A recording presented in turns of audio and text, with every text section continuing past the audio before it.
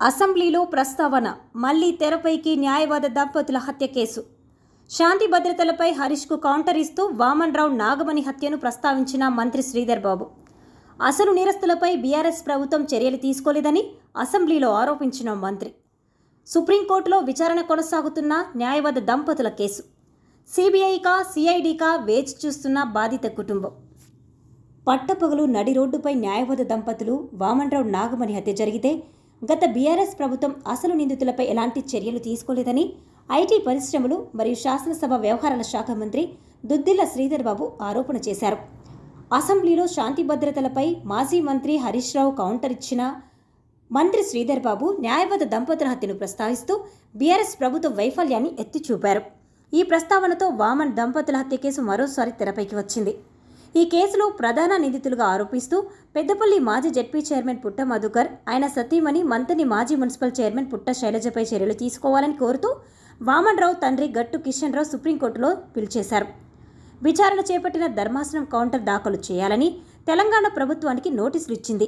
అయితే బీఆర్ఎస్ ప్రభుత్వం కొంత జాప్యం జరిగినా తాజా పరిణామాలతో సుప్రీంకోర్టు కేసును తమకు అప్పగిస్తే సిఐడి ద్వారా విచారణ చేపడతామని, సిబిఐతో విచారణ చేపట్టిన అభ్యంతరం లేదని కౌంటర్ దాఖలు చేసింది.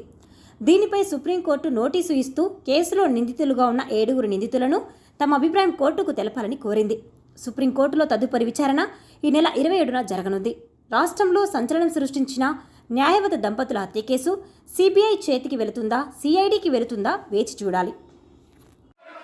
అధ్యక్ష, ఈ ప్రభుత్వంలో లా అండ్ ఆర్డర్ ఎంత ఘోరంగా దెబ్బతిన్నదో, ఎందుకంటే హోంమంత్రిగా కూడా ముఖ్యమంత్రి గారే ఉన్నారు, మరి ఇవాళ ఆర్థిక మంత్రి గారు కూడా సమాధానంలో చెప్పాలి.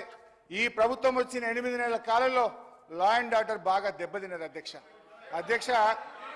మర్డర్లు ఈ ప్రభుత్వం వచ్చిన తర్వాత మన ఈ 8 నెలల కాలంలో 500 మర్డర్లు జరిగినాయి అధ్యక్ష. Dacoities 60, robberies 400, theft cases 10,000, rape cases 1800 rape కేసులు అయినాయి అధ్యక్ష.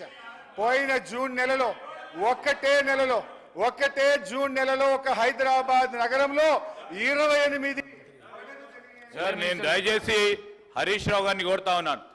నడి రోడ్డు మీద మిట్ట మధ్యాహ్నం 2 అడ్వకేట్లని చంపి వారిపైన ఏ కేసు ఏ చర్య తీసుకోకుండా వారు లా అండ్ ఆర్డర్ గురించి మాట్లాడతామంటే నిజంగానే ఇంతకుముందు మా వెంకన్న గారు చెప్పినట్టు దయ్యాలు వేదాలు పలికినట్టుగా ఉంది అధ్యక్ష.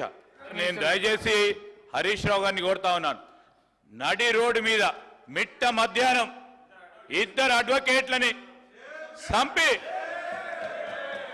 వారిపైన ఏ కేసు ఏ చర్య తీసుకోకుండా వారు లా అండ్ ఆర్డర్ గురించి మాట్లాడతామంటే నిజంగానే ఇంతకుముందు మా వెంకన్న గారు చెప్పినట్టు దయ్యాలు వేదాలు పలికినట్టుగా ఉంది అధ్యక్ష.